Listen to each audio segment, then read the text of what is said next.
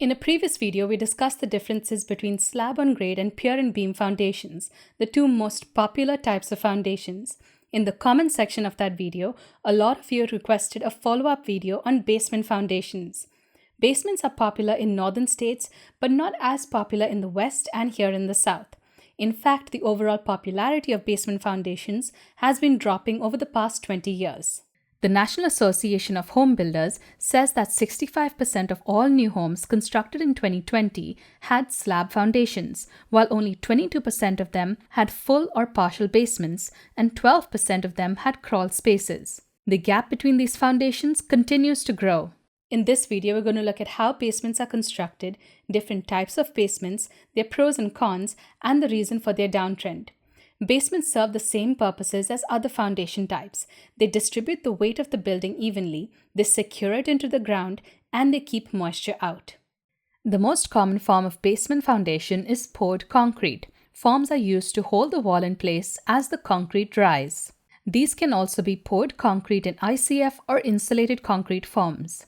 The least expensive option for basement construction is concrete masonry units reinforced with steel rebar. These walls are faster to construct, but they are more susceptible to water leaks. To save time on site, builders may precast concrete panels in a factory and transport them when they are ready to be installed. Finally, stone or clay tile walls can be found in older or historic homes. Groundwater can seep into these basements fairly easily. Now let's look at the various types of basements. A full basement matches the perimeter of the house above. So if the ground floor of the house is 2,000 square feet, the full basement square footage is also around 2,000 square feet. A full basement consists of structural foundation walls that bear on foundation footings running along the perimeter. Footings usually extend below the frost line, the depth to which the ground freezes in winter. Full basements can be insulated and installed with drywall and flooring, providing living and storage space. They can also be unfinished or uninsulated with bare walls and floors. Full basements usually lack windows, but if they have them, they'll be small and at ground level. They are the most expensive type of foundation and they are susceptible to mold, mildew, and moisture.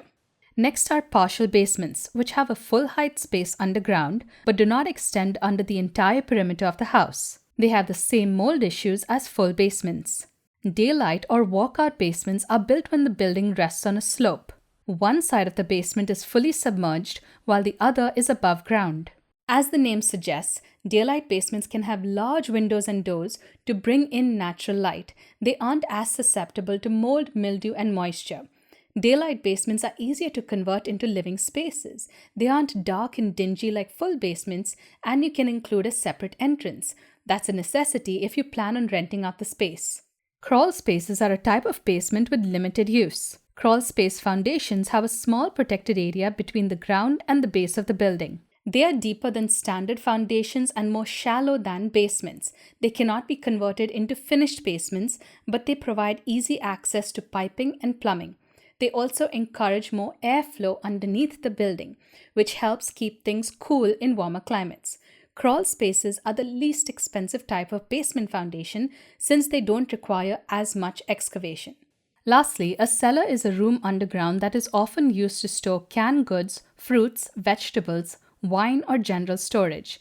Now let's look at the general advantages of basements. The first and probably the most important is access to utilities like plumbing, electrical wires, and even underfloor ventilation systems. This is a huge advantage over slab foundations, where you need to break up the concrete to get to any utilities underneath. Repairs and replacements are cheaper and easier with basements. Finished full basements can boost home values by increasing the usable footprint. A full basement with a 7 or 8 foot high ceiling can be converted into a home gym, office, play area, home theater, or just left for storage. Basements can also be energy efficient. They are naturally insulated by the earth, so they use less energy to heat or cool rooms. Basements also provide shelter in case of a tornado or a hurricane, so you don't find yourself in this situation. Even with all these advantages, there are many drawbacks to basements, which is causing a downtrend in their popularity. The first and most obvious is the cost of building basements. Most of our decision-making in life comes down to cost. In the north, there are fewer obstacles to building basements, which makes them more prevalent. In the rest of the country, the cost to dig out the soil or rock is just too expensive. Basements can also take longer to build and require heavy equipment like excavators, cranes, and forklifts. Soils play a big role in the feasibility of building basements. There are large areas in the US with clayey soils. Because of the small size of its particles, clay is good at holding water. It also dramatically expands and contracts as it takes on water. This puts immense lateral pressure on basement walls, which would lead to water in the basement even if there was no rain. In other parts of the country, there is only a shallow layer of soil over a limestone bed. Although limestone is a soft rock, it is still difficult and expensive to dig into for basement construction. A high water table can also prevent the construction of basements because the soil is extremely damp. Alabama, Louisiana, and eastern Texas have a lot of swampland or wetland territory which are not compatible with basements. Basements require a depth of 8 or more feet. In southern Florida, the water table is just 3 feet below the surface. Before we move on to the other disadvantages of basement foundations, I'd like to introduce the sponsor of this portion of the video, Skillshare. Skillshare is an online learning community that helps me learn something new every day. It has thousands of inspiring classes for anyone who loves learning and wants to explore their creativity and learn new skills. From photography and illustration to woodworking, storytelling, and more, you can find classes that will match your goals and interests. I recently took MKBHD's class on YouTube Success. Even though the subject matter of his videos is different from mine, he had a lot of invaluable lessons.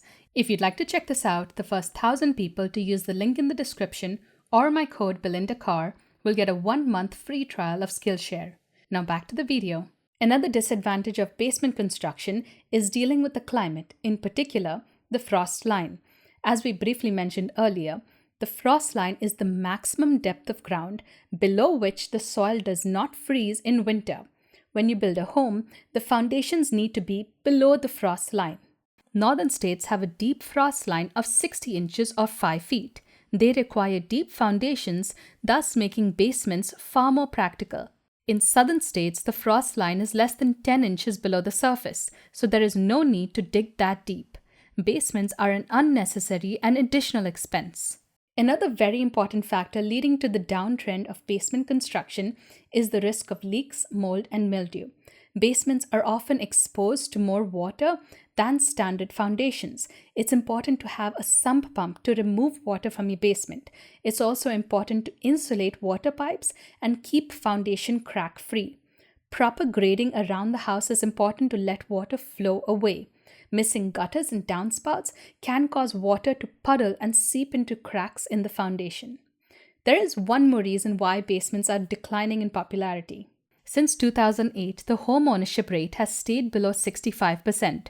More people rent houses or apartments in complexes. This is either by choice or because they have been priced out of the market. Basements can be a liability because they're susceptible to moisture, so landlords will want to stay away from them. In conclusion, the rising cost of materials and waterproofing issues are two of the main reasons why basements are no longer popular. It costs more to build than the value it will add to the property. When I lived in Cincinnati, DC, and New York, most of the buildings around there had basements that were usually dark and dingy, like laundry rooms, but I haven't seen them here in Texas. I'd love to have a basement as an acoustically insulated recording studio for videos and podcasts, and as a shelter during tornado warnings. Let me know if you've dealt with moisture issues in basements in the comments below. I'll link my Patreon page in the description. If you can support me, I'd really appreciate it. A big thank you to everyone already supporting me. I'll link all my sources in the description below and on my website. Don't forget to hit the like button, subscribe button, and the notification bell too. Thanks for watching. See ya.